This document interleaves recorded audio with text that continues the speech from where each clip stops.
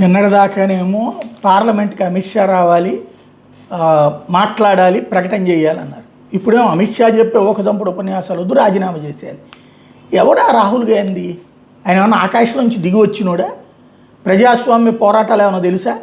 ఊరికి నేను నాటకాలు ఆడతా, ఏం మాట్లాడాలో ఏం మాట్లాడతాడో కూడా అర్థం కాదు. పార్లమెంట్ అనేటటువంటిది ఆ ఓకదంపుడు ఉపన్యాసాల కోసం. ఈయనిచ్చే ఓకదంపుడు ఉపన్యాసాలు అయితే ప్రపంచం అంతా వినాలా? ఈయన ఎవరిది వెండ? ఎంత అహంకారం!